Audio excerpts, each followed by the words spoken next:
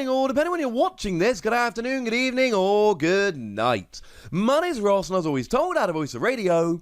So today, we've got ourselves a new Pokemon V and a new Pokemon VMAX that we need to be having a little bit of a chat about. You see, we're getting Orbeetle V and Orbeetle VMAX. I should mention that our translation here comes from the lovely Antoine Boulet, one of our very, very favourites here. And it's not a Pokemon I was expecting to get a VMAX anytime soon. But I tell you what, ladies and gentlemen, this seems kinda cool. Let's have a gander, shall we? Now, for obvious reasons, we'll start off with Orbeetle V, and with 180 HP, yeah, that's low. It's not the lowest we've seen. The lowest we've seen is on stuff like Phalanx. In fact, I think Phalanx might be alone, although that doesn't really count because all of your Phalanx take 20 less damage because of the attack, so maybe that doesn't count. But we've seen stuff like Pincurchin with 170. We have seen lower, but I don't think that is particularly a reason for celebration, shall we say. This is still extremely low. In terms of retreat cost, we're rocking a retreat cost of 1, so that at least gives us U-turn board, which could be worse. And in terms of weakness, we're weak to fire. Welder's still a thing.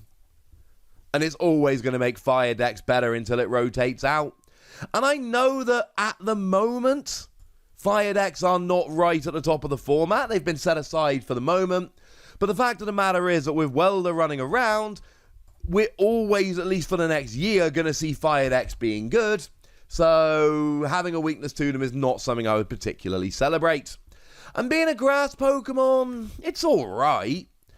I mean, we've got Rillaboom to accelerate energy. We did have a whole bunch of healing, which was kind of lovely. But the problem is, all of the healing's kind of gone away now. Life Forest Prism Star is rotating, Shaman is rotating, even Gardenia's rotating.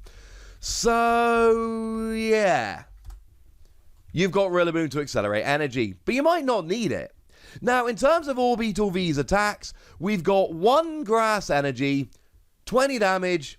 You may switch this with one of your bench Pokemon. So it's a hit and run attack.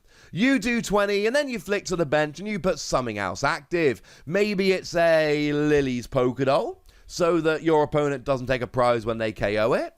Maybe it's a Galarian Cassola, so that if your opponent does get a KO, you get to flip a coin, and if heads, you take a prize. Maybe it's that new Decidueye that just came out in Darkness Ablaze. And I can say that now because Darkness Ablaze is now officially out. We're not in that weird in-between period where pre-releases have happened, but the set isn't out. The set is out, which is immune to Pokemon GXs and Vs. The thing is, if you want to have a hit-and-run Pokemon, we've got other hit-and-run Pokemon. I mean, Hitmonchan. Hitmonchan's not rotating out. And okay, fine, Hitmonchan's got very low HP, but Hitmonchan is also a single prize Pokemon that does 30 damage and switches to the bench and can use stuff like Martial Arts Dojo. Hitmonchan is not the only example of a hit and run Pokemon. We've got a bunch of them out there at the moment. But the fact of the matter is, you're not going to use Orbeetle as a hit and run Pokemon. Doesn't do enough damage. So don't. Maybe it's, oh man, I've started with Orbeetle and it's my first turn and I'm going second and I don't really want Orbeetle in the active because my opponent can take 2 prizes. Hey, I'll use this to do some damage and flick to the bench. Maybe you do that. Although I'd still rather U-turn board and put something up that can actually do a decent attack. So no, I'm not loving this first attack, sorry. Second attack, however, Grass Colorless Energy, 50 damage, plus 30 more for each energy attached to your opponent's active Pokemon. And we've seen attacks like this over and over again. But you know what? This is high. Like, the amount of damage that we're doing here is high. I mean, if your opponent's got free energy on, you're up to 140. That ain't bad, ladies and gentlemen. This is a decent amount of damage, which is going to be coming out decently quickly. The best parallel we've got in terms of Pokemon V is in DDV, which does 10 base plus 60 more energy. And I'll be honest, I do like Indeedee more. I mean, 2 energy, Indeedee does 130. Orbeetle does 110. And then the gap gets bigger from there. So I do think Indeedee is better with this regard, but then again, Indeedee is 3 energy and doesn't have Rillaboom. This is 2 energy and does have Rillaboom. Maybe with a particularly energy-hungry Pokemon, this would be awesome, especially if you're hitting for weakness. But then again, there isn't really anything that relevant that's weak to grass at the moment. So I can see a use for this. And I do think it's quite nice if your opponent does pile a whole bunch of energy on. And in a deck where you're playing stuff like Lily's Pokédoll anyway, being able to poke for 20 to get a KO, and then whack Lily's Pokédoll active is going to be awesome. But then you're going to have to be 20 damage away from a KO, which is not going to be particularly relevant. So you know what, ladies and gentlemen? I'm not a huge fan of this Orbeetle. I can see reasons for both the attacks, but I don't think it's a card I'm particularly going to want to play in and of itself. The good news is this is not really a card to play in and of itself, because we've got Orbeetle VMAX. And this changes. 310 HP is still low. It's not quite as low as the lowest we've seen on stuff like Morpeko, but it is still very, very low. You end up with a retreat cost of 1 still, which is nice. Weakness to fire, grass type, all the same. But you've got a really good ability that we've seen before. Once during your turn, if this Pokemon is your active Pokemon, you may put 1 damage counter on each of your opponent's Pokemon. Yep. We are spreading damage around to everything.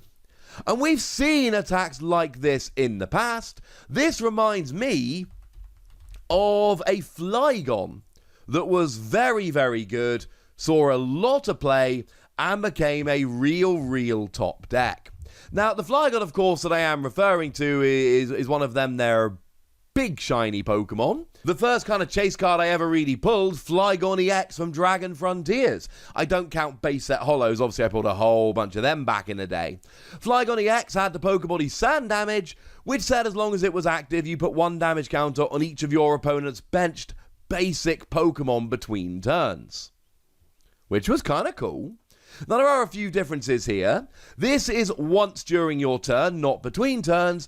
And what that basically means is that you can use cards like Switch and get multiple Orbeetle VMAX in and out the active to activate this ability multiple times. And that's kind of awesome. I mean, Flygon specifically said that it could not be used multiple times. This doesn't. So that's kind of cool. It is interesting to note that was not the only Flygon that ever actually had that ability. It did keep coming around. The Flygon that came around in Secret Wonders put 1 damage counter on each of your opponent's active Pokemon between turns. That was where you could have more than 1 active Pokemon. And then more recently, the one from Boundaries Crossed did put 1 damage counter on each of your opponent's Pokemon, but it was between turns. And that did see play in a bunch of rogue decks here and there. So my point is that this is actually a kind of cool card that did see a bunch of play here and there.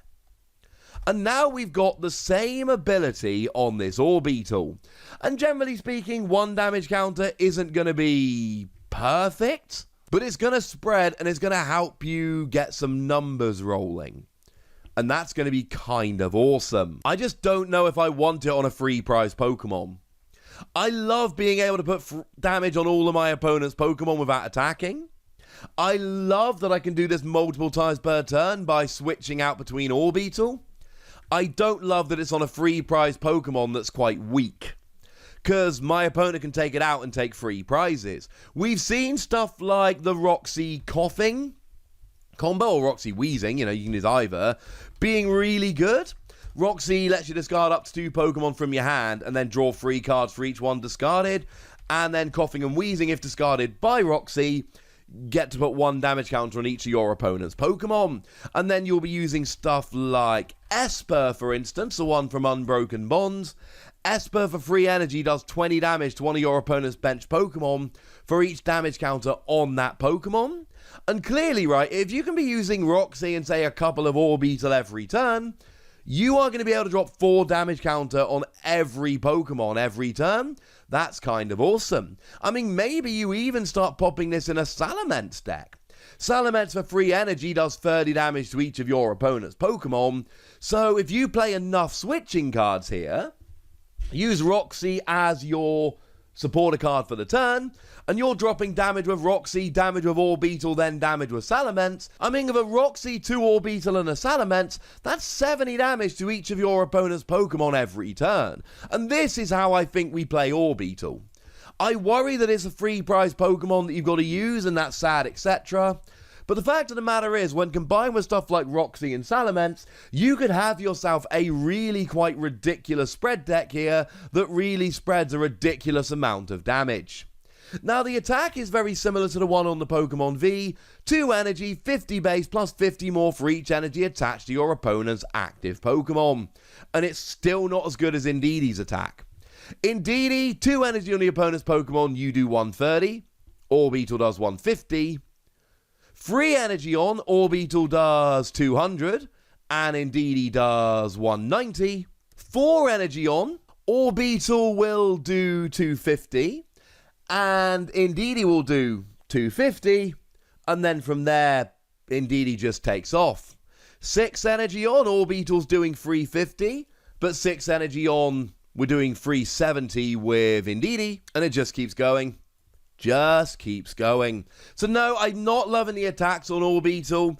There will be times where your opponent can get enough energy on that you can punish them with Orbeetle. But honestly, I think if you're going to use Orbeetle, you use it for the ability, and you use it in a full bore spread deck. Remember, because you're placing damage counters, it will not be stopped by Mew. That could be extremely relevant. I'm going to go ahead and give this... I am really struggling. With a score for this one. I'm going to give it between 3 and 4 Wassies. We don't give half Wassies, that would be barbaric. That feels too low. 4 Wassies feels too high. I do think people are going to make a dumb spread deck with this. And I'm going to be honest with you, I'm going to be along for the ride. But for now, ladies and gentlemen, I want to know what you think about this. I want to know if you think it's going to work as a spread deck, or whether you think it's just not going to be good enough. Let me know in the comment section. Go nuts. Be nice. And then make sure you like this video, subscribe to this channel, follow me on Twitter at TheWassie, and Twitch for some live action at twitch.tv/PTCG Radio. If you want to support the channel, get some bonus podcasts and all that good stuff, head on over to patreon.com/PTCG Radio, where you can do exactly that. But by far the most important thing, as always, look after yourselves till next time, would ya? Thank you very much for watching. My name's Ross, and you've been watching PTCG Radio.